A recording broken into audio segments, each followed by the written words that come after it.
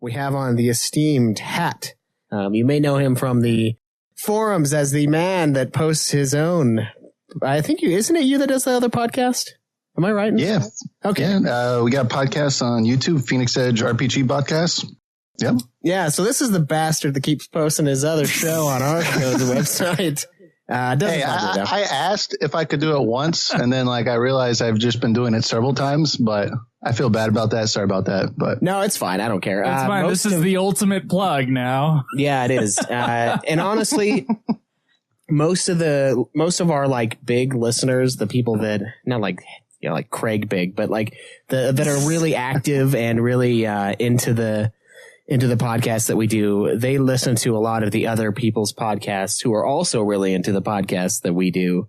In addition to that, so Bandrum's horror movie podcast, Void's show has a bunch of our listeners because we, talked to him, and he's a big part of the early UFF days. So it's like this big community of, people listening. Yeah, and I've checked out all those too. So at least what I could find on the forums. So it's cool stuff. You got a really cool community on your forums. Really enjoy it. Yeah, I tried on some of them, but what type of things you cover at?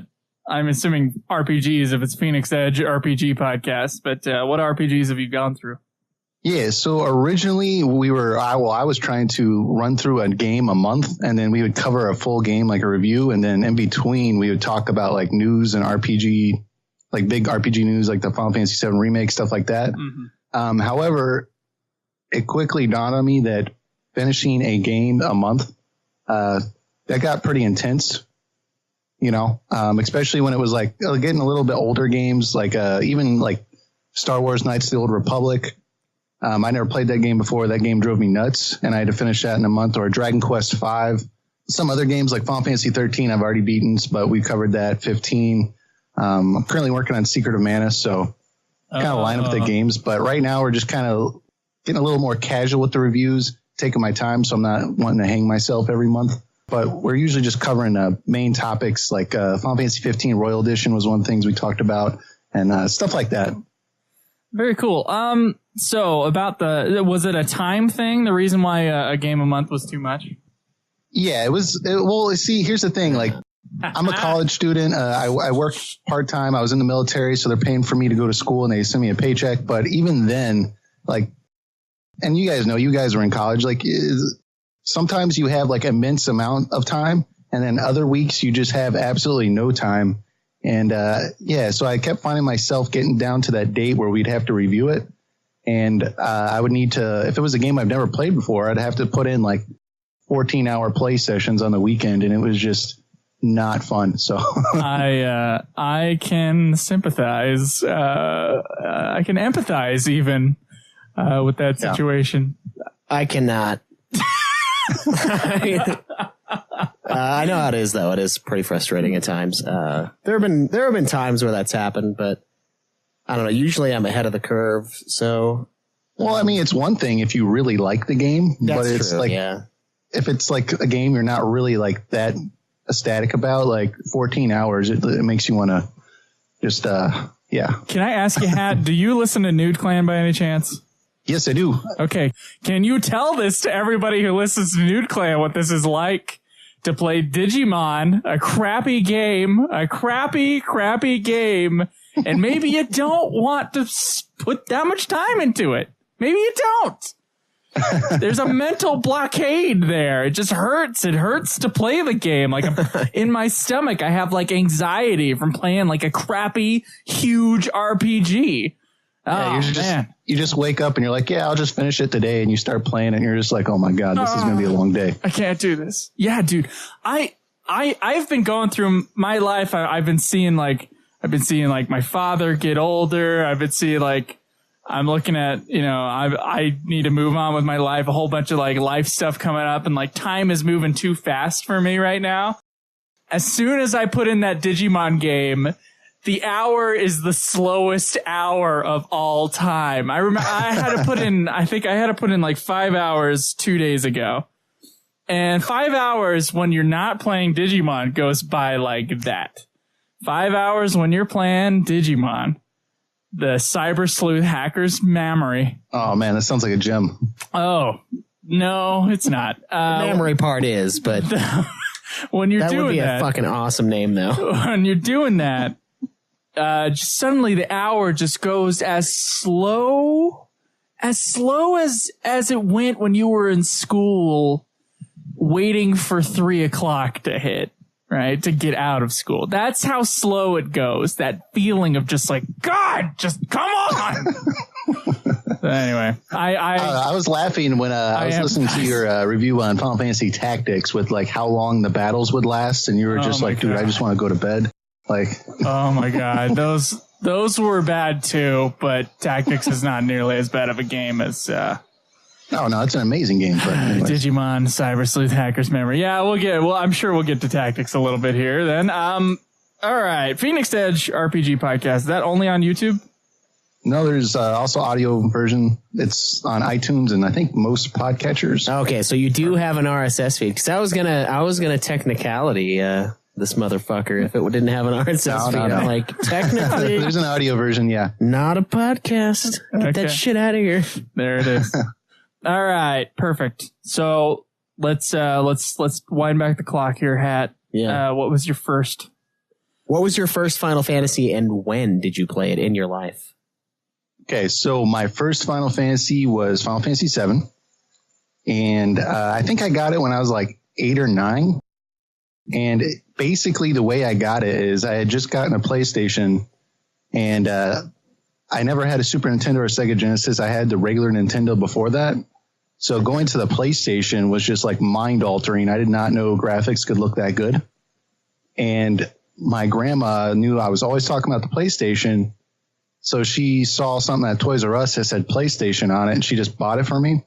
And when I opened it, it was the Final Fantasy VII strategy guide, but there was no game. She thought it was like an art book or something. So I was like, what the hell? And so my parents didn't want her to feel bad, so they went out and bought me Final Fantasy VII. And I popped that thing in the PlayStation, and that was the best looking game I'd ever seen. It blew me away. I used to spend hours just like restarting the game and like renaming Cloud to like stupid names like Dumbass or whatever, and just like being a 9-year-old kid just laughing that Bear keeps calling him Dumbass. But like I could never get past that first boss because I was so young, and it would say attack when the tail is up. Yeah, because they fucked up the translation. Yeah. Yeah, so I was like 9 years old, and I would read that, and I'd be like, oh, okay. And I would attack when the tail is up, and I would just get annihilated. And so I played the first part of that game so many times until like I just couldn't beat the boss. And I put it down for a while, came back when I was maybe in 6th grade, and I tried it again, and it occurred to me, like, every time I attack when the tail is up, I die. So let's not attack when the tail is up. And I still remember that boss. I beat that boss that time, and I was like, oh, my God, this is amazing. The story keeps continuing. And, of course, my PlayStation broke, and I could not save. Right there. What's up? It wasn't just the end at that boss. Credits. Yeah, well, that's the thing, too. I didn't know how long this game was, so... like when I finally beat that boss, like I was like, oh, like, okay, my PlayStation can't save now. Let me just get to the end of this game. Because most games I'd played at that point, you could beat in a sitting or two. Mm-hmm. And it just kept going on. And then, I would die at some point, and I would have to restart the game. So eventually I got a PlayStation that would actually save, and I was able to get through that entire game. And I was bringing my strategy guide to school every day, and I was like showing all my friends, and we were all getting into it. And I was like 12 years old. I cried when Aerith died. Hey, whatever. So I assume you weren't spoiled on that. No, I had no idea. Okay. Well, okay. That So no, actually, let's say this. Because my PlayStation could not save, I kept wanting to know what happened in the story. So I started reading the strategy guide like it was a novel. Oh, okay. I know, I was a geek. So I was reading that at school, and like, I don't know, that's how I got all my friends into it. But I started reading that, and like, I kind of knew what happened, but I had convinced myself that like there was like something I could do to change it. And I don't know, I got really into that game, but. Perfect. So so you say, was it about 6th grade when you beat it? Yes. Okay. All right. And what was your like next Final Fantasy? How did you move on to the next thing? Yeah, so from there, one of my friends told me that there was this game called Final Fantasy VIII, and I was like, whoa, they made a sequel. Yeah, so I bought that, and I was really confused because I thought Cloud was going to be in that one. And yeah, this was not Cloud. Yeah, not quite. Yeah, and I was like, where is this on the continent? Is this on the other side of the earth? Like, I don't like, where's this happening? And it took me a while to realize like it was a completely new world. And I really liked that game initially when I was younger. I thought it was great. I thought the story was great. Recently I've always seen people making fun of the game, just jokes about it and just how ridiculous the plot is. And I always thought that was kind of like over the top. And I re-bought it on Steam, the updated version, and I ran through it again about a year and a half ago. And that game is preposterous. Yeah, it's ridiculous. Like, I was like, I don't know what. Like, there's like, it's like it has good things in it. Like, there's certain like character arcs that are like really, really good and well thought out. And there's other things where you're just like scratching your head, like, who thought of this? This is a terrible plot point. So yeah, and it's like, wait, you're gonna shoot us into space in a giant revolver? Like, shouldn't that kill us like instantly? Shouldn't we just like smash up against the wall and just be liquefied? Like, I don't know about this. Yeah, so I mean, well, I think a lot of that had to do with, if I remember correctly, the game was in development for like a year and a half. So they really pushed that thing out after Final Fantasy VII. So I think if they had taken like maybe another year, they could have worked some things out. Because even the battle system, like, it drove me nuts that like the enemies would level up with me. Yeah, because I like to grind. I like that's what I like to do. So I remember being a kid, like grinding and just being like, dude, these guys are like, I can't, like, what's going on here? Because everything's just grinding with me. So I had a really hard time with it. I still think it's a really good game, but yeah. Okay, all right. So did you get 8 on release then? I think I actually got. I think I picked it up a little bit around after Final Fantasy IX came out. Oh, okay. Yeah, so I waited. I ended up buying it from Blockbuster, actually. Like, they had some like used copy that had like 1,000 scratches on the back. So Nice, of course, nice, yeah. I remember when you were talking about like, the game kept going. I was thinking back to borrowing Final Fantasy VIII from my friend and just like looking that there were 4 discs, and I just didn't understand that you could have a game spread out on 4 discs, which was nuts to me. See, but that kind of like always, like, I liked that as a kid because, people would come over and I'd be like, check this game out. It has 4 discs. And they'd be like, whoa. Like, look at my discs. I had to have something to show off, right? So. Yeah.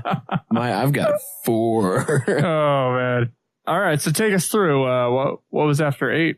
So after that, I immediately jumped on 9. So pretty linear here. And I fell in love with 9. 9 is my favorite Final Fantasy. Oh, spoilers. There you go. Yeah. Well, yeah, sorry. So anyways, I immediately fell in love with Final Fantasy IX. I did not play any of the older games at that point. So I didn't realize that a lot of the things in Final Fantasy IX were just like callbacks. Yeah. I just really liked the story. I liked everything going on. Honestly, I played that game so many times when I was a kid. I love it personally. I think the music is fantastic. I thought the characters were fantastic. Beatrix is awesome. I mean, come on. She's great. Yeah. I love that game too. What did you think going aesthetically from 7 to 8 to 9? What was the journey there? Thinking that these are sequels and yet visually they're very different from each other.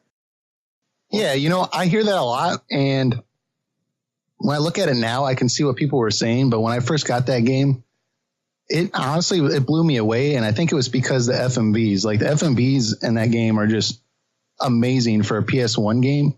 So I think in that perspective, like I do think those are like even higher quality than I saw on like Final Fantasy 7 or 8, maybe, right? But as far as like the chibi like characters and stuff, I wasn't a huge fan of that, but I got over it real quick. Okay. Yeah, that's kind of how we felt too. Like I still kind of, some of the artwork in 9 still kind of bothers me, but I don't know, the game's really fun, so it doesn't matter. I got like an OCD thing with matching cases, and the fact that like the FF9's logo is different drives me nuts. Like when I'm looking at the the or when I'm looking at the games from the side, you know, like the fact that the logo is just so different. It's like, oh. Yeah. Well, I think, I mean, the logo is one thing. They could have made it look like some of the other games. But I mean, as far as the art style, I do think that it kind of, as much as I would have preferred if they went with a more realistic look, I do think that it kind of fits the kind of humor of the game, you know? Yeah. Because I think it would have been a little weird if it was like hyper realistic and then you had like this creature that eats frogs and like, you know, it's just, it would have seemed odd to me, but. True. Yeah. And then that's kind of another way to capture the earlier Final Fantasies with the chibi and crazy ass designs that 9 has, like for the characters themselves. Yeah, exactly. I mean, Final Fantasy 9 takes it to like the limit where I'm like willing to tolerate it. And then like Square lately has been like doing it like over the top, like chibi characters and some of their like off titles that I just find repulsive. So you're not into the world of Final Fantasy look? Is that what you're telling me right now? Oh, dude, that's just, I can't even look at it. Like I want to play that game, but every time I watch a trailer, I'm just like, dude, what were they thinking? So too bad. Well, if they force it on your Phoenix Edge RPG podcast, that'll. Well, yeah, somebody asked about it last week, so I'll have to talk about it. Just don't say anything. Just like pretend you didn't notice it. We don't have that option, but you do. Yeah, I'm wondering on your Phoenix show, like, how do you guys pick the games to play? Well, right now we pretty much just talk about it and we play what we want. So we kind of have that must be advantage. I think that was a good foresight because I think New Clan, you guys have been doing voting, right? Oh, yeah, we have. Yeah, we have. You've had to play some real stinkers, huh? Yeah. Someone thought Star Wars Bounty Hunter was going to be some classic, great old game. Yeah, I mean, I liked that game when I was like 12 or whatever when it came out, but yeah. you were wrong, and it's horrible. Have you played it since you were 12? No, and the fact that like I see everywhere, everyone's like, "This is an awful game," makes me question my taste when I was a kid. The visuals of the game just being Star Wars and you shoot a gun, I think is really just all you need to entertain someone. Yeah, when I was a kid, like, come on. And in the beginning, it's mass murder. That's what you're doing. So what do you love so much about FF9 besides the music? Yeah, what's made you come back to it so many times over the years? Like, it sounds like it's the one you've played through easily the most times, and it obviously still holds up to you.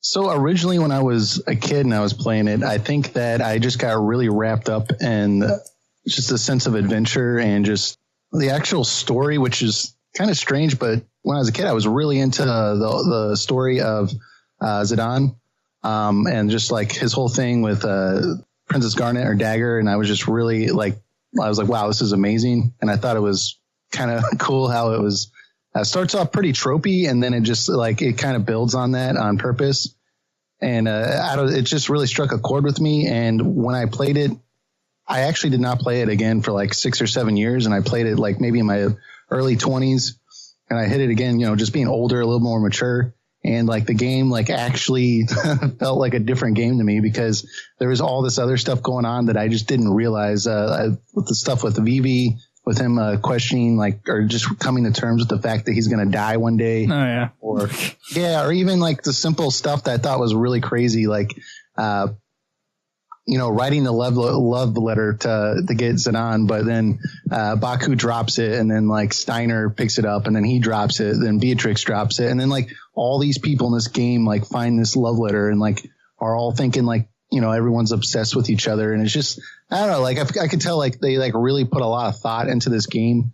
Even like Beatrix with her just realizing that what she's doing is wrong. I mean, you can see her throughout the game while she's being asked to do some horrible stuff. She keeps looking at these black mages and she's like, what's different from me and them? Like they're a puppet and I'm just doing stuff that I don't agree with. And, I'm still doing it. What's different between me and them? And when she finally turns, and I think it's a masterpiece personally. I mean, there are things I have problems with that game. I think it's absolutely retarded that they make you play that card game. And I still don't understand the rules. Like, because sometimes I'm pretty sure I was supposed to win, but I still lose. And then also the other scene where Sid is going to get the key to unlock people, and you have that creature that you have to like move when he's not looking at you. I love that. That thing makes me want to hang myself. I love that part.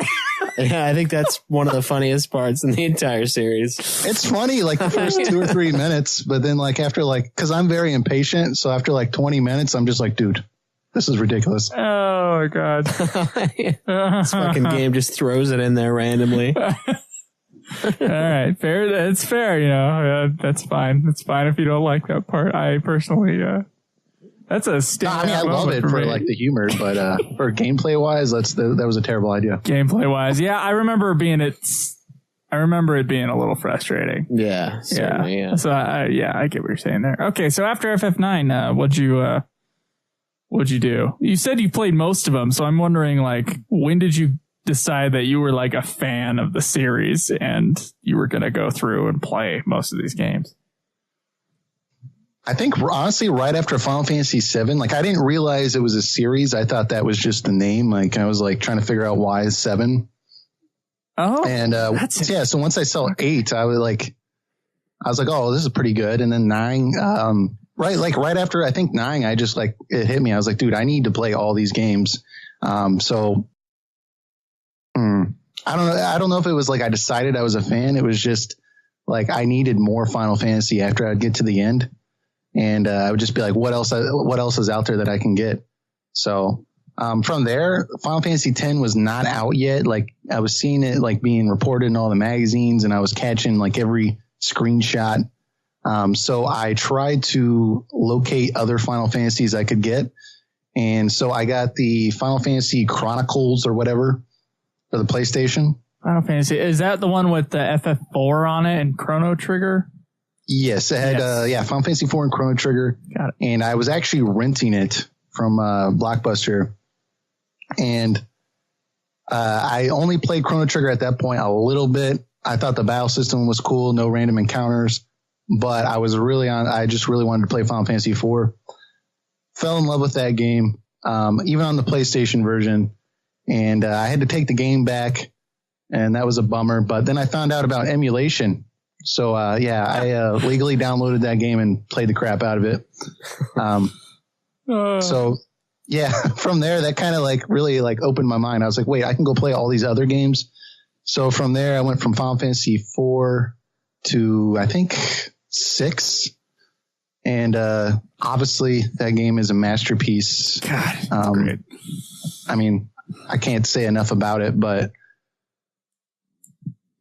where did I go from there? I think I went to Final Fantasy V, and then I went back and played all the Nintendo games from there. But I'm trying to think, what can I say about Final Fantasy IV and 6? Final Fantasy IV, I think what struck me was the story. I was amazed that a Super Nintendo game could have such a great story. And that because I was playing it on my computer, emulating it, I actually later went out and bought a Super Nintendo and bought the actual cartridge off eBay just to play it on my TV again. And even recently, I replayed it on my phone, actually, the 3D version. And I know you all are not crazy about that version, but I love that version. That's a good version. Well, I never played that version. It's Craig who reviewed that one. With really? 4. Yeah. Okay. So I've never played that version of 4 with the voice acting, and the Schweiss makes fun of the character design mostly. Oh yeah. The character design is just preposterous. I mean, it's just, I hate it so much, but, and some of the voice acting of like the side characters is a little like, kind of sounds like they just like took some guy off the street and was like, hey, read this paper. But yeah, that's part of my fear with the FF7 remake though, because like, if they're going to remake the games, that's all fine. But it's like we're used to the FF7 we got, and whatever they do that's like from left field, we're not gonna be able to latch on to that well. At least that's my fear. I don't know. Yeah, the 7 remake, I want it to be a good game. I want it to be as good as the original or possibly even exceed it. But deep down, I just know it's not. I wanted the new Star Wars movie to do the same. Oh, deep down, I know it just can't. Yeah, there's some people who just thinking like, what was turn that? off the podcast doing that. That's all right. Yeah, They can go watch their movie again. For Star Wars, for me, was like, I liked it when I was watching it. And then I just, after it like sunk in after a couple days, I was like, nah, I don't know about this one. Now I'm afraid to rewatch it. Yeah. If you think about it too hard, it's just like, wow, they didn't really, this wasn't a good movie. Yeah. It's a mess. And they're like, oh, but it's just like Empire. I'm like, yeah, but Empire had characters that I liked and didn't have a 30-minute it had character development. Fucking waste of my day. You know what though? I will still say that Benicio del Toro is my favorite part of that movie. That's true. It was pretty good. So whatever. It was worth it. I don't know. I wish he was in it more. Like I wish he became like a huge character, but it was just kind of like a little side thing. Yeah. Whatever. Okay. All right. Star Wars talk aside. Hey man, Final Fantasy has always been Star Wars. Let's get back to the Star Wars. All those rip-offs. people that give a shit for talking about Star Wars all the time. So it's the same thing. 4 versus 6 versus 5. What are the pros and cons of each one as far as the Super NES era is concerned? Yeah, so Final Fantasy IV, originally when I played it, I was all about the story, and I think that's really, for me, what I like the most about Final Fantasy IV is just how engaging I found the story, and the fact that it's on a Super Nintendo, and it's just like a really, really good story. And if you look at it in context of the whole Final Fantasy series, you can really tell, like, this is the time where like Final Fantasy actually starts becoming something that we recognize today, right? Like when we like play a new Final Fantasy comes out, it resembles like, you know, Final Fantasy IV kind of sets up the structure of like what you expect for a story. Yeah. So I really liked it for that reason. I have a hard time, honestly, today replaying the Super Nintendo version because the encounter rate, it just makes me want to like pluck my eyeballs out. It's just like every 3 steps, just getting into an encounter. I don't know, the 3D version, I think that's why I like that version so much, is because it just kind of smooths some features out that were a little rough in the original. But still, it's a phenomenal Super Nintendo game. Final Fantasy V, I'll be honest, I played it originally when I was maybe in middle school, and I was all about the story for Final Fantasy. I did not care about gameplay. I was one of those people that would literally go through the game as fast as possible, and I would have armor that was from like 3 towns ago because I couldn't afford anything new. And like I would just be getting wrecked. And you know, so I would just have to get through the game that way. So I was not that crazy about Final Fantasy V. However, now that I've kind of matured a little bit, I think, with my video game, I don't know what you would call expertise, I guess. But I've grown to appreciate gameplay a lot more. And I see a lot of people saying, hey, it's got the job system that's really well thought out. You can have like hundreds of possibilities, I think I saw somewhere. So I kind of want to go back and replay it for that reason, because maybe it'll strike a different chord with me. But to me, I thought it was kind of a weak Final Fantasy. Go ahead.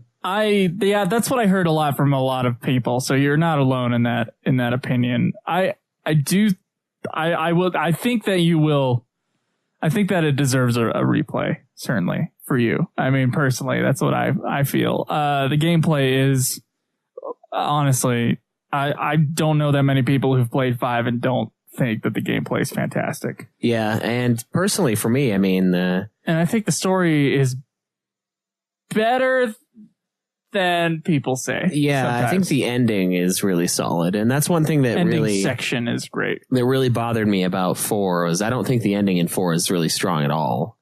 So that's where like 5 kind of surprised me. I was like, wow, the ending to this game is way better than the nonsense that 4 put me through. And 4's story throughout is obviously worlds better than 5's, but like that ending bit just, I couldn't put 4 over 5 because of that. I was like, this ending is awful. Like, and all the emotion that you had, you just threw away, except for maybe Edge and his parents. Like, that was still pretty powerful and stuff like that. But I did not feel that way when I was 16 and played it the first time, though. Yeah. Yeah. Well, and here's the thing too. Like, I mean, you could say, hey, the ending is better, but it's like, how long do you have to sit through like stuff? A lot. That's a true. lot. It's a long game. Like, I mean, come on. So, all right. So FF6, better or worse than 4 in your opinion? yeah, it's better than 4 and 5. I agree. Final Fantasy 6 is amazing. I don't know, dude. When I first played that game, right when that opening sequence came up, with them like walking in the snow, I was just like, wow, this is like impressive. I've never seen a Super Nintendo game do this. The story was just extremely captivating. The character arcs for all the different characters. Just honestly, I think what really impresses me the most about Final Fantasy 6 is just how much it pushed the Super Nintendo's like technology wise, right? It just did a lot of stuff that I thought like you don't see elsewhere on the Super Nintendo, which is kind of one of the reasons why it drives me nuts that there's that mobile version of the game that has like Microsoft Paint graphics. I don't know. Like I just don't like that version because it's like you have this game that was like a AAA game, like it put a lot of passion into it, and now you just put it on a phone and it's got like some intern just drew the graphics. Like I don't know, it's just not as good. So doesn't have the soul that the original one had. Yeah, I mean, come on. Like it's you just would like think you would just be able to like professionally emulate the original version and sharpen up the image maybe a little bit. Well, Square's always been confused about what their audience wants, though. I think we want children characters. Like, how many of these people that we've invited on are older than us? Most of them. I don't know why. If you look at it, like all the Final Fantasies that have been like really popular. I mean, they haven't been like the protagonist hasn't been like super old, but I mean a little bit older, right? Like I think Cloud was in his early 20s. Titus, I say Titus. I think he was in his early 20s, and they keep going with these like 15-year-old characters. Like, drives me nuts. Yeah, well, Titus, you could argue is thousands. Oh, that's true. I mean, he's super old. 1,000 years ago. Yeah. Oh my god. Yeah. I think FF3. I think they were like 11 and crap like that. Like they were young. You can get away with it on the Nintendo because you don't know. Yeah, you don't see anybody. There's no like disgusting shot of Pinello and something during Revenant Wings. God damn it. Oh. Yeah. Well, and with like, see, and that's the thing too, with like Final Fantasy 9 on the train. Final Fantasy 9 with the PS4 version, it like pops up and it like, I hate that it shows his age, which is 16. Because I always thought that Zidane was like in his early 20s for some reason. So he feels I mean, older than it's 16. misleading. Yeah. Yeah. I don't know. Yeah, that is odd. I kind of just ignore the age. Who gives a crap? Just kind of block it out. Yeah.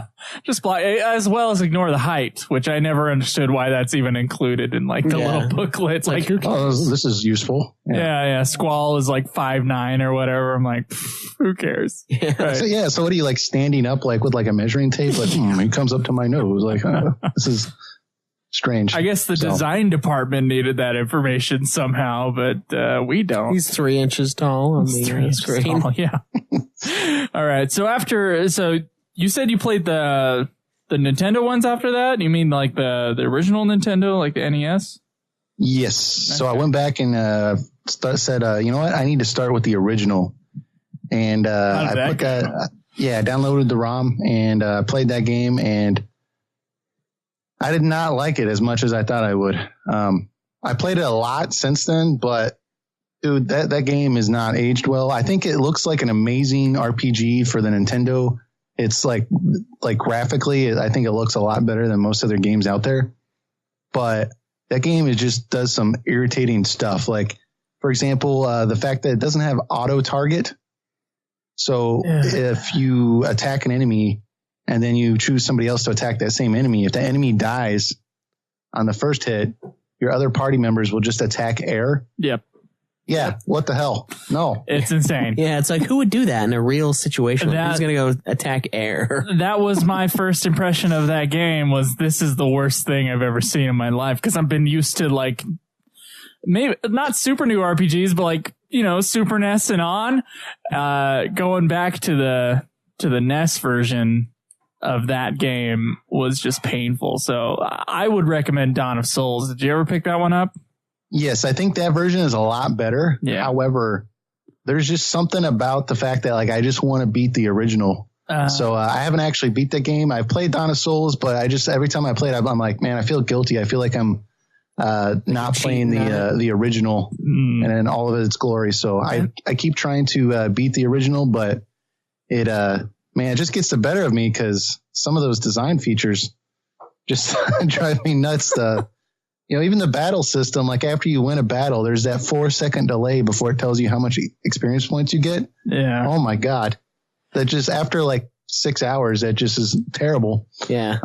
You're like mathematically figuring out like, well, I just wasted 10 minutes waiting for this thing to calculate XP. Like I can't justify this. I can't sit here anymore. Yeah. Yeah. So, and just even like buying potions, like when you go to buy a potion, it's like you can only buy one at a time. And that game, you need to buy like 50. So that takes an hour and a half. So it's an unforgiving mofo. And the reason to play Dawn of Souls is because it helps a little bit. You get the auto target thing back. It would be cool if they had a version that had all the fixes without changing the graphics. Like that would be kind of cool. Yeah. Yeah. I would get really down on that for sure. But yeah, they put in auto target, I guess is what you're calling it. I never heard that term before. So I'm excited about it. I'm going to use it every 5 seconds now. So they put that in and then they let you, the potion system or the healing system was improved. I remember watching Schweiss play the PS1 port of the original, which I believe had the targeting. Yeah, right? it had the auto target, but that's the only improvement that it had. They fucking thought of. Yeah, and I think the graphics were slightly improved, right? Probably. Yeah. So there were some other improvements in that version, but Dawn of Souls is kind of like the primo one. I think the FF2 also was improved with Dawn of Souls a lot as well.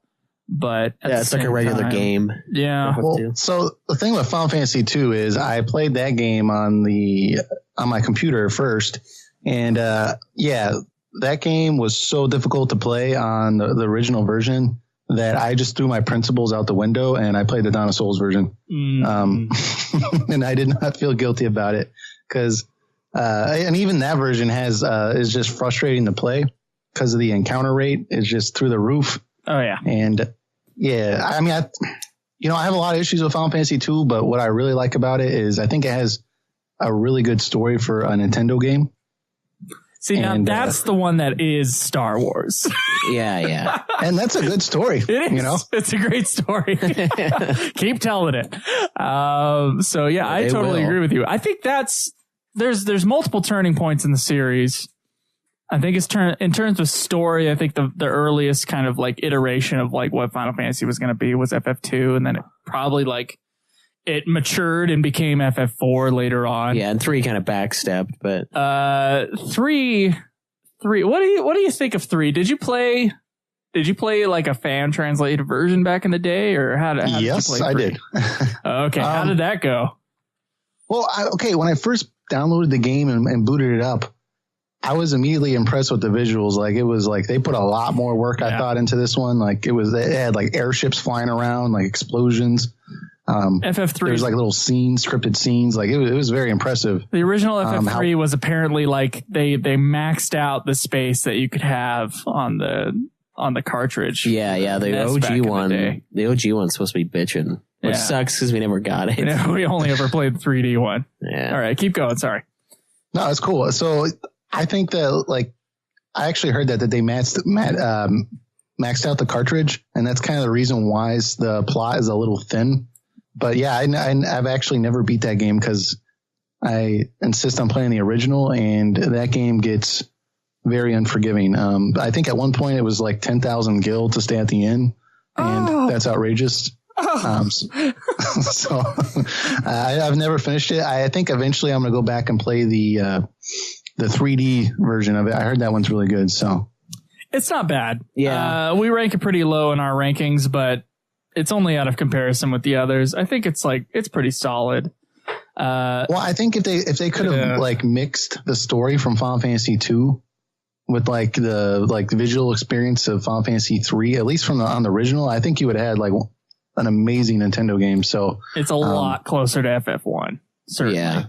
Yeah. And then it tries to do a job system, and at least the version we had, it was like it was the job system of FF5, only less jobs, but also some characters would have like you'd have to play 10 battles or something in order for them to accept the job. Yeah, to get used to the new job. And the original game didn't have that. It was a terrible. Yeah, that sounds ridiculous. The original game, you could swap jobs and you'd just be fine. You wouldn't be like having, I don't know, whatever the fuck they justified it as. Yeah.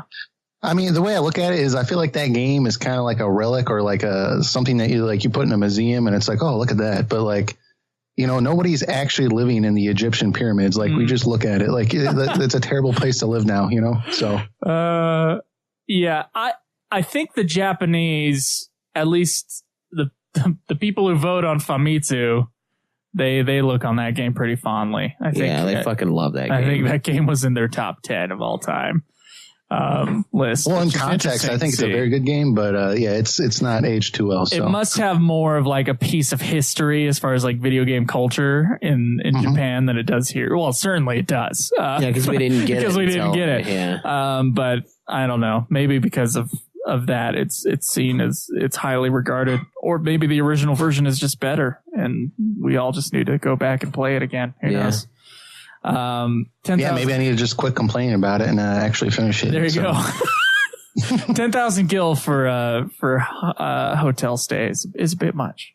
Yeah, I mean it was the same type of inn anywhere else. I mean, same basic bed. It wasn't like anything special. So we were getting the that's probably the suite. FF2 treatment, where it's like, depending on how much you're injured, equals how much the hotel is going to cost. Jesus, that was fucked up, man.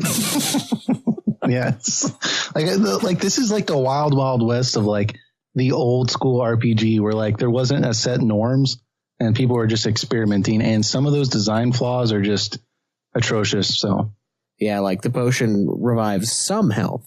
It could be 30. It also could be 12. And when you're balls deep in a dungeon, you really don't want it to be 12.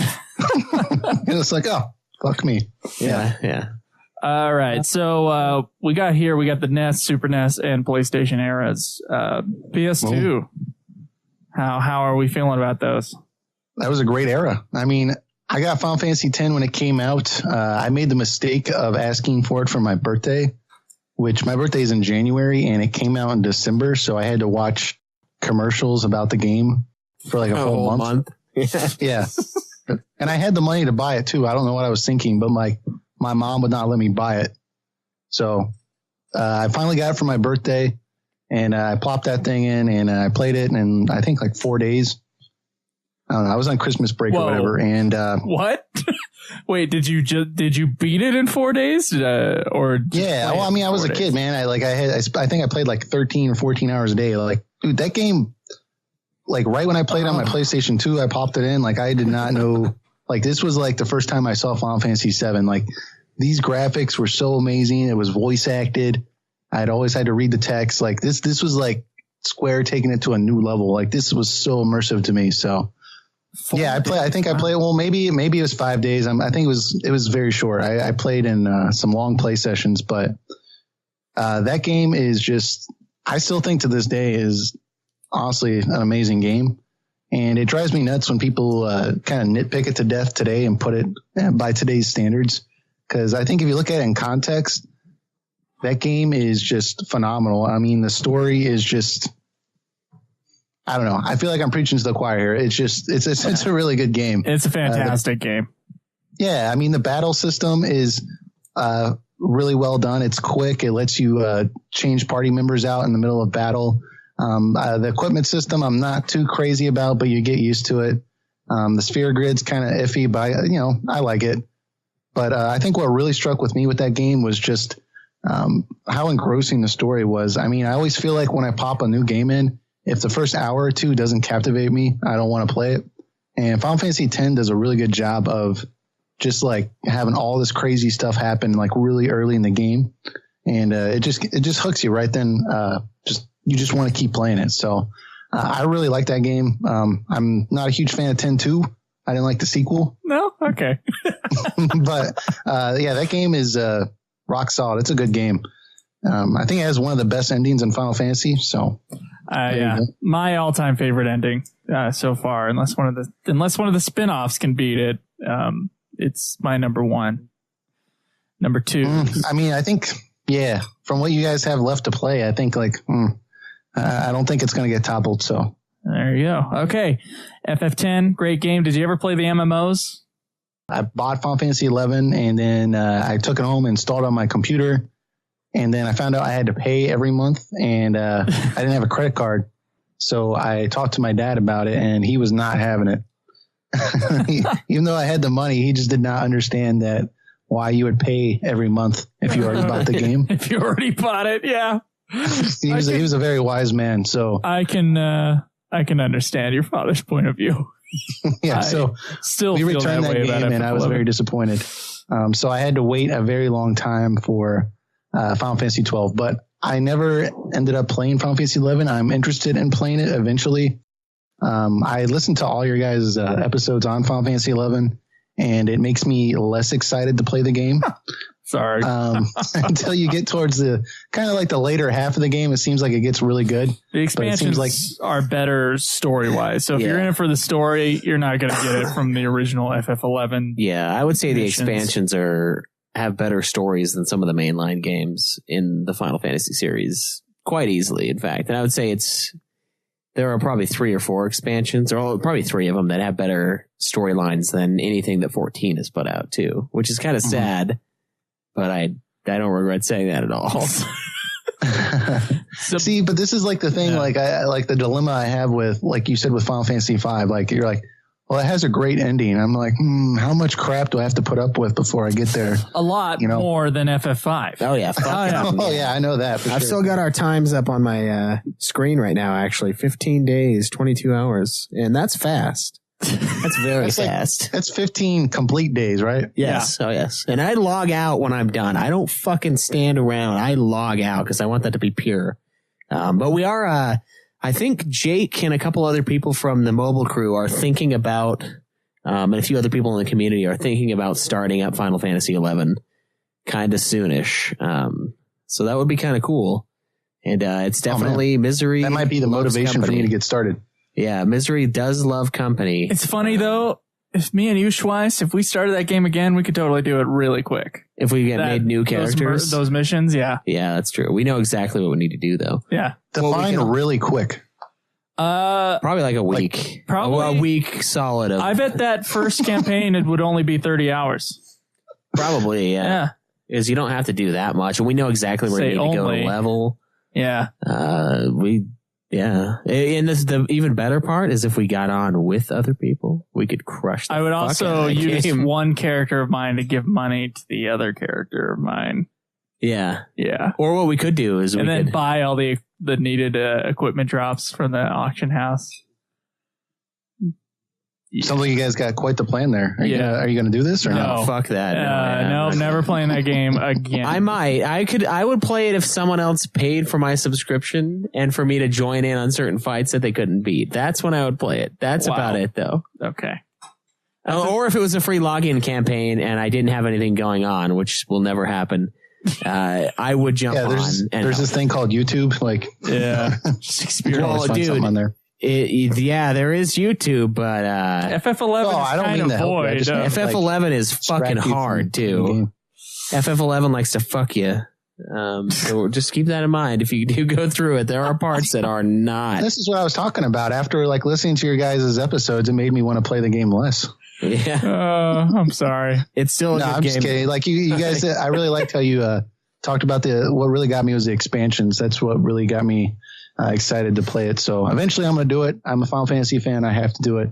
Yeah. But just know it's a 16-day commitment. Yeah, it's big. It's big. Longer if you don't have other people with you. Whew. Okay. All right. So FF12. I know you at least like it. We were talking before we started recording.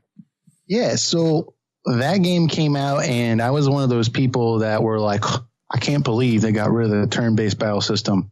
Because I thought from all I saw in the videos and stuff, It looked like an action game, and I was very against action games at that point. So I did not buy it, and I know there was a lot of people online on forums and such that were trashing it and saying it was a horrible game. So I originally did not pick it up, and I was like, well, Square has to come out with a bad game eventually. You know, they've made 10 or 11 great games, all these side games that are great. They have to make a bad game. And so I just did not buy it until I think one day I was at a Kmart or something, and I saw it for like on clearance for like $25 or something like that. I was like, let me pick it up. It's not that much money. And I love that game. Yeah, like I don't know if it's because I didn't expect much, but I just really liked it. I've even played it a couple times this year. I mean, I have some issues with it. I think the second half of the story, it kind of takes a nosedive until like the last hour or two. But like all in all, I really like the Gambit system. I really like the characters themselves. I think Penelo has no reason to be in the party at all, but that's fine. I don't use her. So it's a great game. I mean, I don't know why people trash it. I think that this recent re-release with the Zodiac Age, I think that version is way too easy.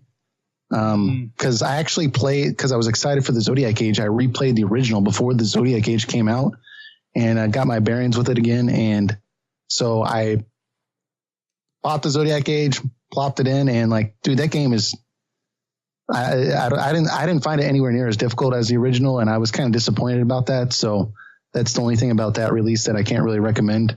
But it's too easy. Did you do the × 4? Ridiculous. Yeah. Well, see, the thing with that is that's the only time I would die is if I did the ×4. Because you can't stop the heal or whatever, you know. So, but the reason I say it's easy is because, you know, when you get your license board, you can see everything on the license board, whereas originally you could only see licenses that were next to ones you've already activated.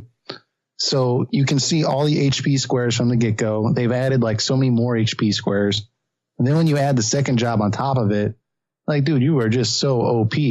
Like, it's ridiculous. So, I don't know. I didn't like it. I think what really gets to me too is just I see people that have never played the game before, and they'll play that version only, and they'll be like, "Oh, I didn't even have to touch the controller," and I'm like, I don't feel like you could do that in the original.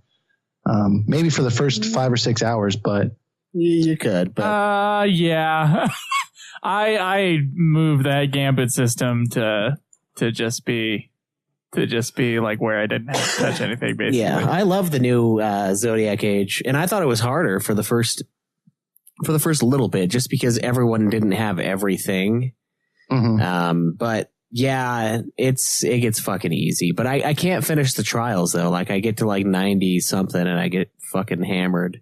Oh, see, I haven't even tried those yet. So, I mean, I ended up buying it on the computer as well, okay. Even though I didn't like it because I love that game so much. How many fucking copies of this thing do you have? I've got 4 copies of Final Fantasy 12. So, oh, nice.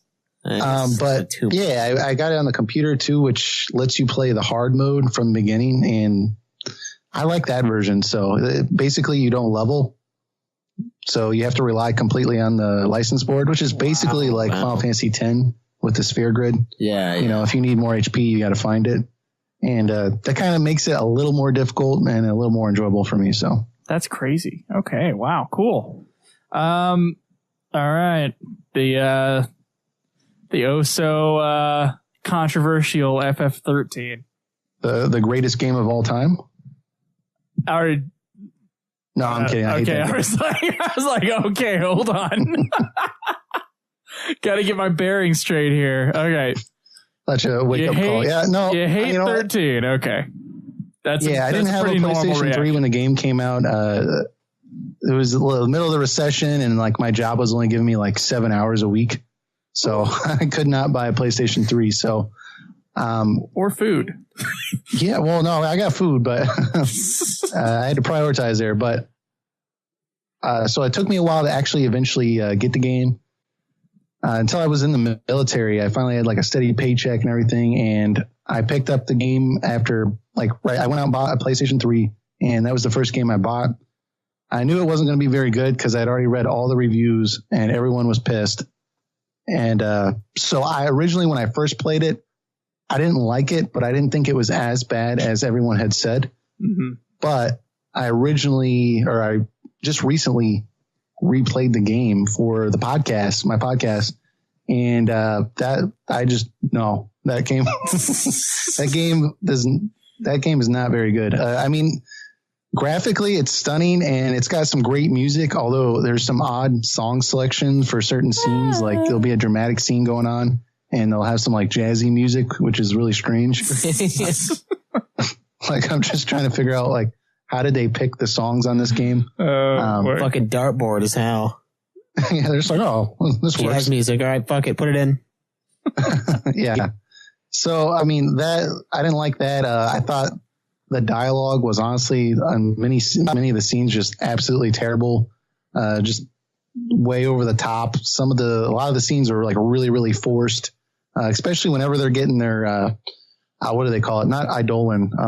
Is it Eidolon? We'll go with that. Okay, cool. I can pretend like they're Eidolon. Whenever they're getting their guardian force or whatever, when they have their like little like emotional moment, it always felt really forced and like out of nowhere. Totally agree. And honestly, like the linearity of it it's especially bad. I know people say Final Fantasy X was linear and like all the Final Fantasies before that were linear, but like this just takes it to a new level. I mean, they literally like copied and pasted like the same map over and over linear again at some and point. Skinnier. That's the problem. Linear and skinnier. That's the issue with 13.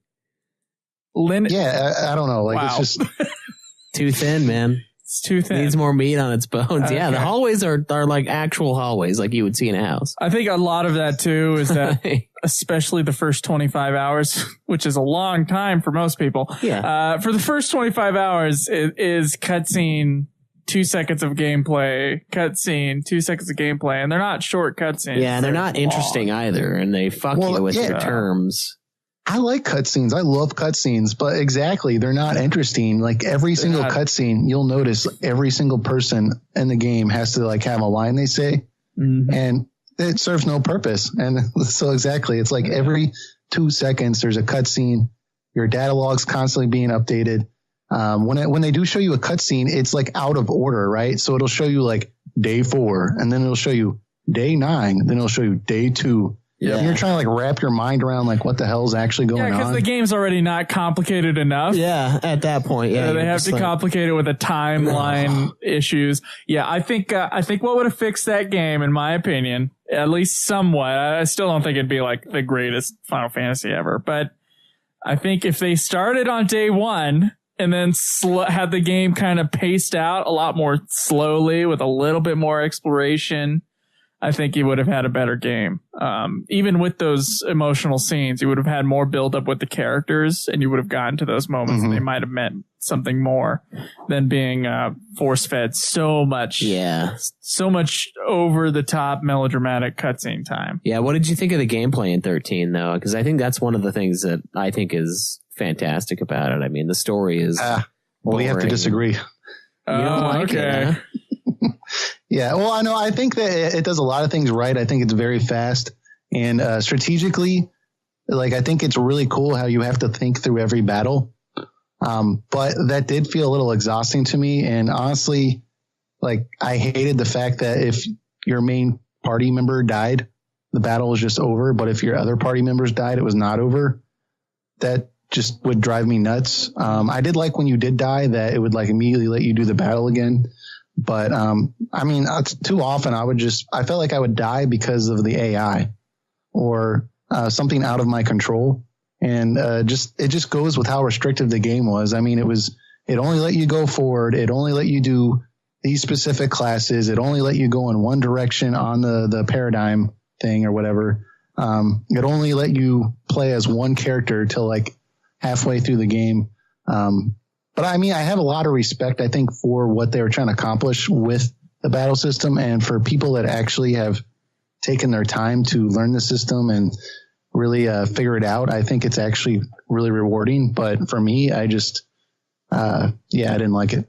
Yeah, I'm glad you put it that way because I was afraid you were going to say it wasn't something you could just grind your way out of. And that's one of the things I respect about 13 is the game's not going to let you make it your bitch, and that's what a lot of these Final Fantasies will do. They're like, you want to fuck us up?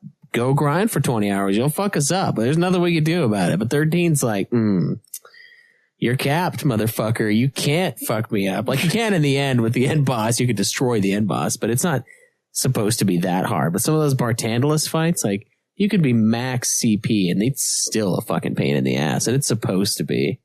Yeah. I mean, so for that reason, like I can respect it because honestly, it had me playing a little bit more strategically because a lot of times I will fall back to well, let me just put on a podcast or like something else and let me just grind for 9 hours. Yeah. And then I'll just coast through this game. And that game will not let you do that, which is very frustrating. So for me, but I mean, it's really well thought out. And I think there's a lot of people that really enjoy it. So I think it's more of a personal preference thing. Yeah. Did you play the spinoffs to 13 though? Yeah, I actually, you know what? I find that I'm in the minority here, but I think that if you disregard 13 and just act like that never happened pretty much, I think 13-2 is a better game. Oh, I think it is a better game too. I think Caius is way cooler than Bartantalus. It's just a better game in my opinion. Evil Pope man with the super long. Dude, that was like the worst Final Fantasy villain of all time. Yeah, he doesn't make any sense. Like right after 10, they're like, now we're going to kill the Pope. I love his theme music. Yeah, I love the remix that we found of the theme. I think it's the greatest song. And I love the boss fight. But I agree that bad guy's motivation and his actions. His outfit. When we broke it down on our show, it's like, this doesn't make any sense. This guy makes no sense. He's like, hey, this is going to happen. And it happens. He's like, oh, by the way. And now I'm going to try to stop you? Yeah, he's like, but I have to try to stop you. Oh, maybe it's like a test. It doesn't make any goddamn sense. Yeah. And in 13's storytelling doesn't make it any fucking easier to make sense of it either. Doesn't. Yeah, so I mean, in the game, that's why I really like 13-2 a lot better. Hope was actually a cool character in that game. Yeah. The boss, the villain was cool.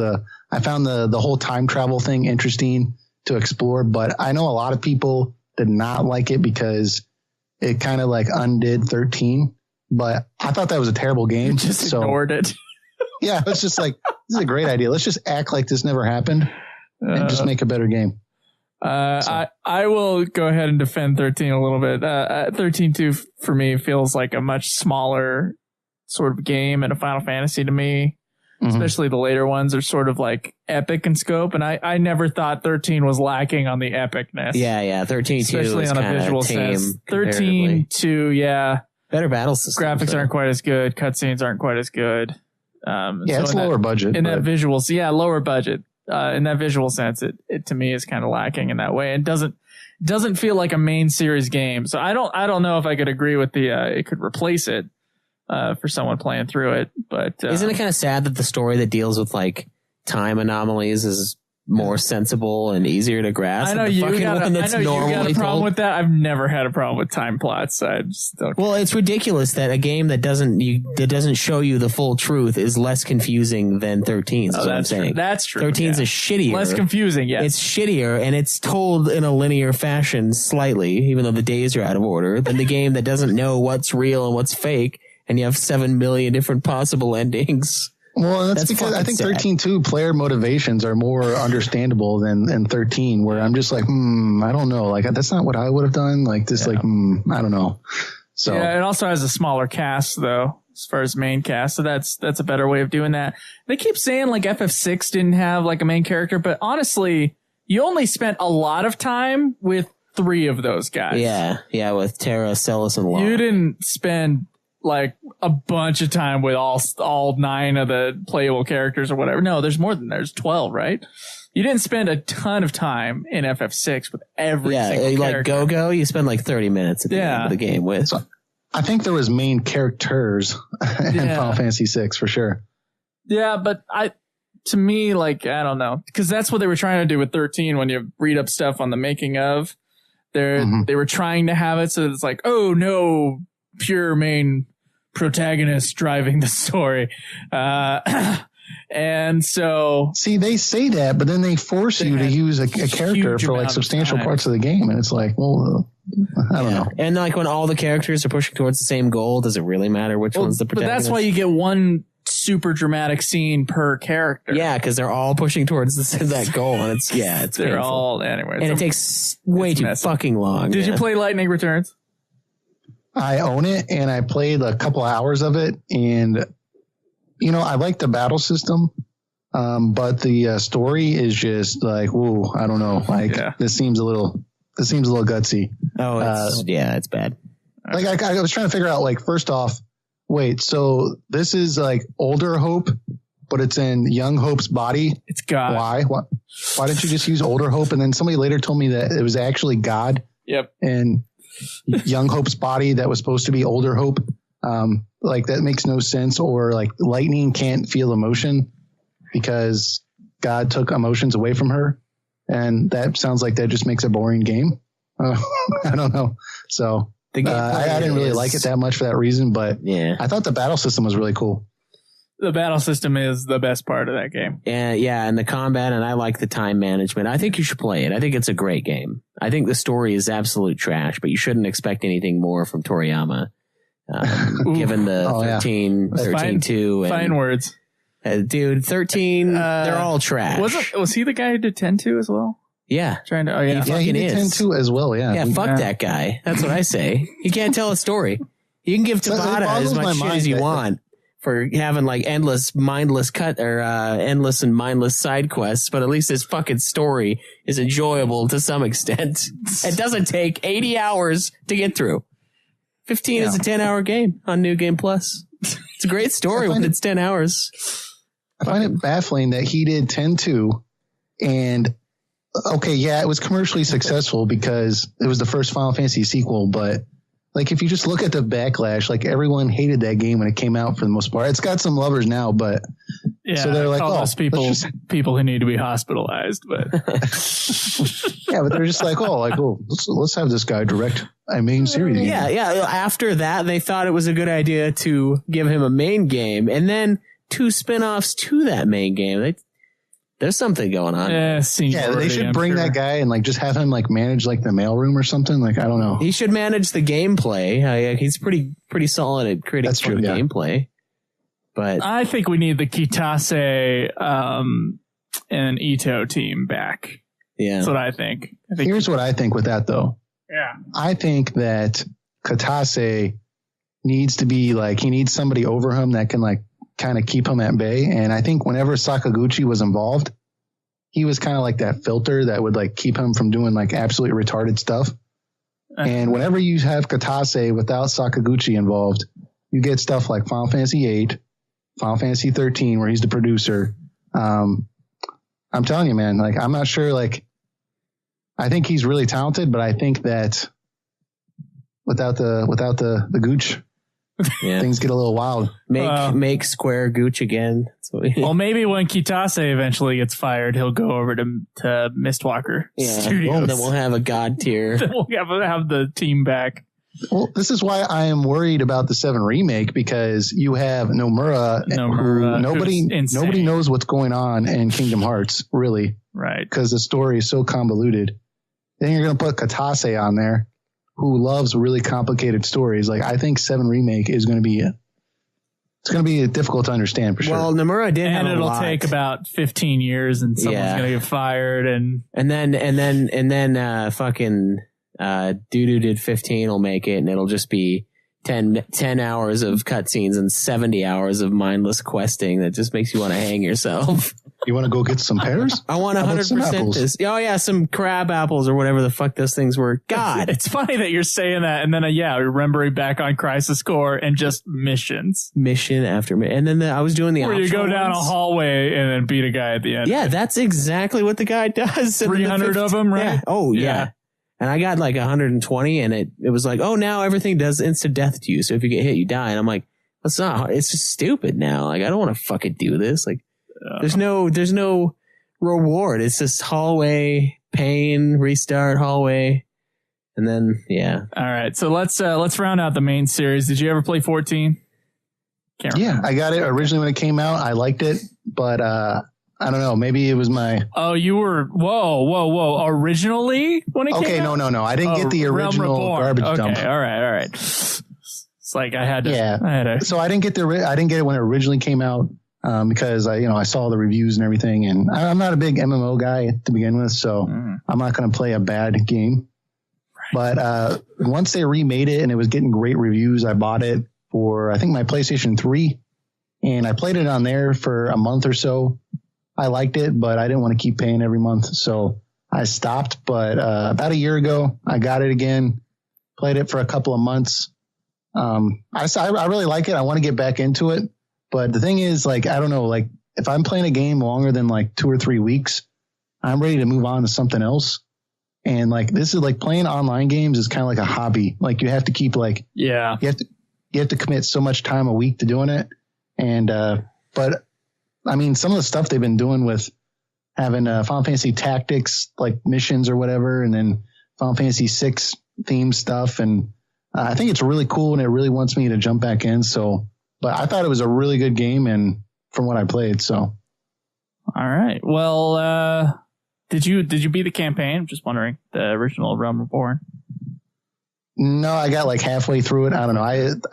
It's tough sometimes. Yeah, I trained my gladiator, and then I got him to be a paladin, and then like I don't know. I think I like lost track where I was in the plot, and I came up to renew my subscription. I was just like, let me just play something else for a while. So yeah, I get you.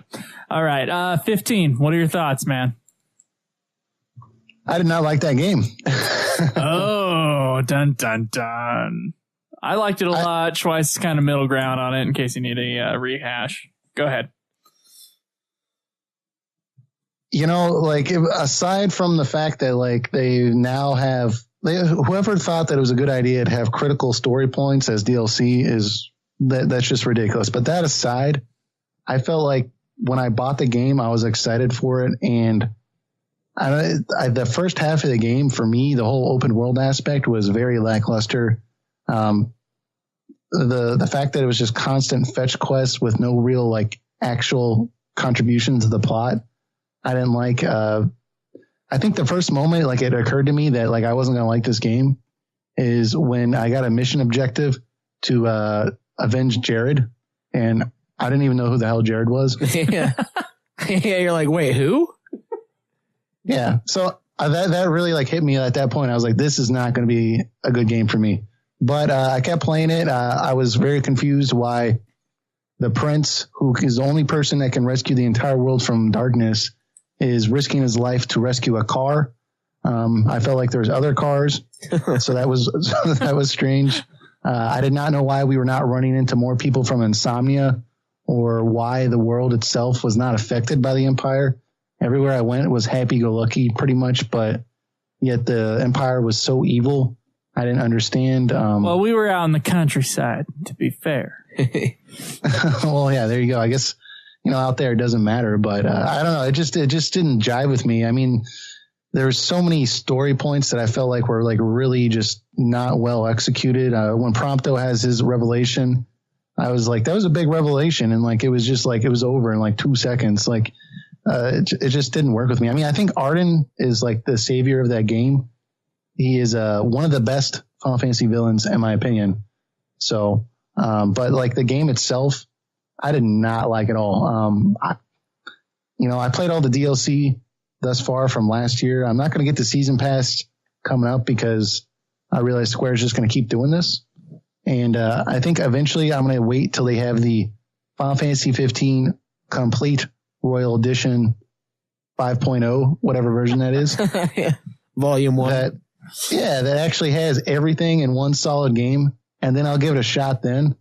But it just boggles my mind. This game took supposedly 10 years to make, even though they restarted several times. And I don't know. This is what we got. Like I felt like the whole Luna thing didn't really make sense to me.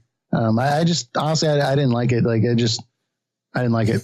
Yeah, I mean, one of the first quests in the game is finding a guy holed up in a shitter. Like, yeah, I'm like, what is this? And then like he's like, is this guy going to join the party? Is he like Yeah. You never see this guy again, really. Yeah, where's Dave? What happened to Dave? Yeah, I remember Dave more than I remember Jared, and that guy I found in a bathroom stall, like in an outhouse. Like, yeah, I feel. Yeah, and then like after the with the whole world of ruin, I thought that was a cool idea, but then it was over in like 10 minutes. Yeah, and yeah. We didn't even get to see anybody. All we saw was Talcott, which just reminded me of Jared. Yeah, you reminded me of this guy that I should remember, but I don't. I'm like, fuck. Yeah, and if you talk to him, he keeps talking about Jared, and I don't give a fuck. Like, it was just like, so. Yeah, that Jared, man. Oh, boy. That Jared. It's All Quiznos, right. Jared. It's All right. Quiznos. So any of the spin-offs or anything you want to talk about? Or movies? I mean, I've watched all the movies. I thought they were great for what they were supposed to be, video game movies. I did not think they were blockbusters or just like could hold a candle to any actual movie that was made. But for what they're supposed to accomplish, I thought they're okay. But I think my favorite spinoff, I think, is Final Fantasy Tactics. That game is, I love that game. So I've never played the War of the Lions version. I played the original version, but I really like it. So. All right. You're not alone in that opinion. Certainly. All right. So do you have your rankings ready? I'm just wondering. Yeah, I do. Sweet. Let's go through them. Bottom to or worst to best. Oh, wow. Okay. So you're going to laugh when I say this worst game, but Final Fantasy 15. Wow. The worst game? Yeah, I did not like that game. I'm telling you. Come on. Dude, like I thought about it. I was FF2 like, or this is 3? really fair because like they have some good dungeons and such, but I just do not like the idea that they're pulling core story points out and then trying to sell it to me later. Like, oh, how did he go blind? Pay $5. Like, I don't like that. So that's why I put it at the bottom because I can't be about that. Because it's betrayal. Yeah. Okay. All right. Fine. I'll live with it. Not that I have a choice. Okay. What's next worst? Less For me, worst. it was Final Fantasy 1. FF1. Okay. I thought it was a good game to start the series off, but that's pretty much the only reason why I would play it for historical purposes.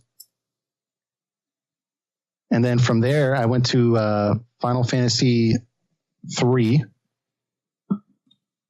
Okay, it's looking more Awesome. familiar.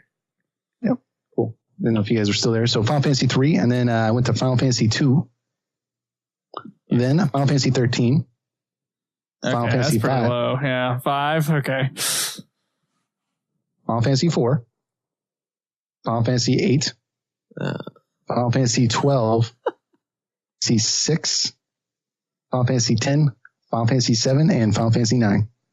Okay. All right. So some variety here, certainly from our list. Looks like the top 4 games seem to be about the same every time. Yeah. So we got, except for 9. So now I'll go best to worst real quick here. 9, 7, 10 are the top 3. 6, 12, and 8.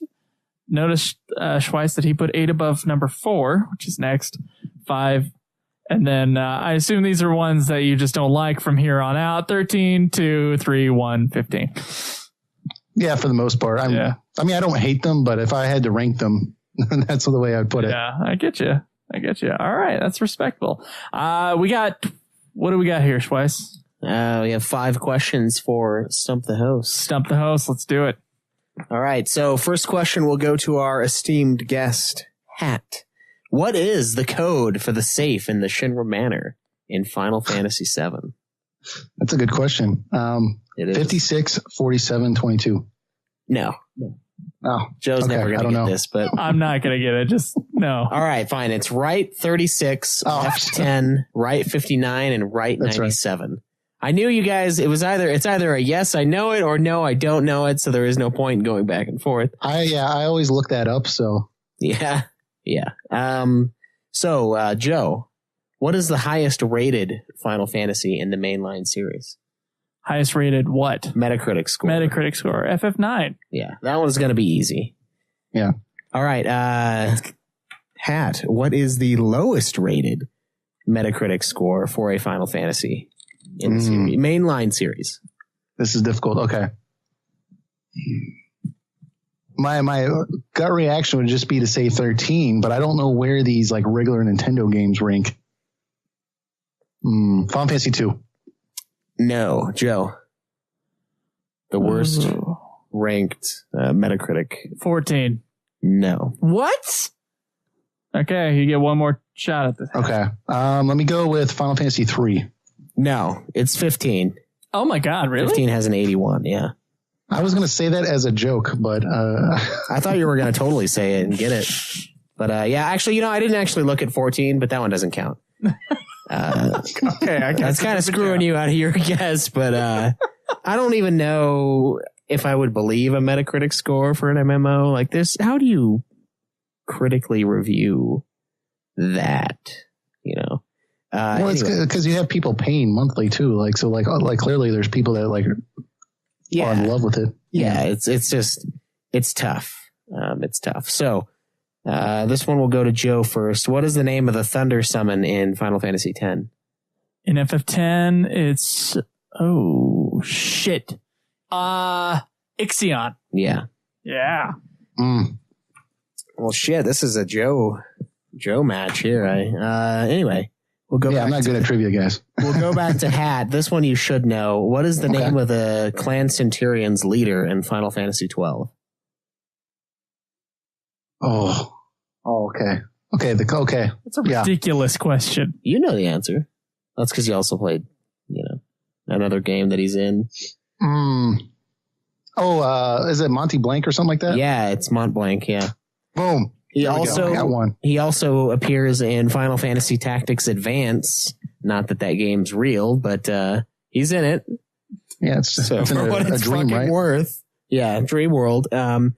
Well, good attempt, but this time Joe reigns supreme. I do feel bad because he had some easy ass questions. But it is a 2-1 victory, so not two outshines. Gotta brush up, man. Gotta brush up. Yeah, I'll also have to start memorizing the combination for Vincent's safe. Yeah. You gotta have all that shit down. If you want to speed run, you gotta have it memorized. You can't have a little tab open with the code or anything. Yeah, man. This has been a good episode. It's always fun having people on. It's always good to get second opinions on it. I mean, we haven't had. It feels like we haven't had someone with this varied of a list in a little while. But I'm glad to find another Final Fantasy 12 fanatic out there. It's there aren't too many of us in the world. Yeah, it seems like I think from there's the last more couple than of, there are than you think there are. It seems like the last couple of episodes have been people in love with Final Fantasy 8, so maybe a little change of pace here. So yeah, you're like, you know what? It's my favorite, but I'm not going to tell him that on this. I'm going to make it different. Yeah, sure. Yeah. So, anyways, hopefully you go back and finish those ones that you haven't knocked out yet. There's some great stuff in them, even in Lightning Returns. And have you listened to our reviews of games you haven't beaten? Yes, I have. So I know how they end and everything, but spoilers don't bother me. So yeah, well, that's good. I mean, the ending to Lightning Returns is awful. So yeah, isn't it like Earth or something like that? Like yeah, it's fucking Earth. Yeah, that's what it is. It's stupid. Yeah. Well, see, that's something like I'm glad I know, so it can prepare me for how awful it is, dude. It's I just need to mentally know that, so it doesn't ruin my evening. It happened, and I almost couldn't believe what I was watching. I was like, God, what, dude? I put that out of my head for since we finished that game. It's so I put dumb. it away, and now that memory is back. Finish it, and they're like, "Oh, we were reborn." Well, FF4 did the same thing. Yeah, I guess. But it's like a Super Nintendo game, and then it's just you can live with it if it's Super Nintendo. Yeah, I can't handle it. Yeah, it's here's what that means. That means FF13 and FF4 are in the same and book. Spirits Within. Oh, that is technically true. Are in the same universe. And thus FF9, because FF9's story also references FF4 when Ramu was talking to you. That's true. Yeah, there is a 4 reference. When people say Spirits Within is not connected to any other Final Fantasy, I say it takes place on Earth. It's more connected. It's connected to more Final Fantasies than any of the other movies. I think that movie, yeah, I mean, obviously a joke, but I think that movie, like that, when I first saw it, I was like, this has nothing to do with Final Fantasy. It drove me nuts that my parents would be like, yeah, I like the movie every time I talked about the game because, you know, it had nothing to do with it. But I went back and rewatched it recently, and besides the like preposterous like last half of the movie and the way the villain goes out, like, hey man, just let the cannon cool down for a little bit. You don't have to kill everyone. Yeah. So the whole mythos behind it with like, it seemed like kind of similar to like the live stream. Yeah. Which I don't know, kind of Final Fantasy, right? Yeah. Exactly. I mean, it's only one of them, but still, it's the big one, so that's all that matters, right? All right. Well, thanks, Hat, for coming on. Really appreciate it. You were great, by the way. And so I'm sure your podcast is great. Go check out Phoenix Edge RPG Podcast. Do you want them to follow you anywhere else? No, just check us out on YouTube if you want to. That would be fantastic. Every Tuesday, and then you can get the audio version in iTunes or wherever you subscribe to podcasts. Perfecto. All right. Thanks, Hat. Yep, thanks for having me on, guys. A lot of fun. Yeah.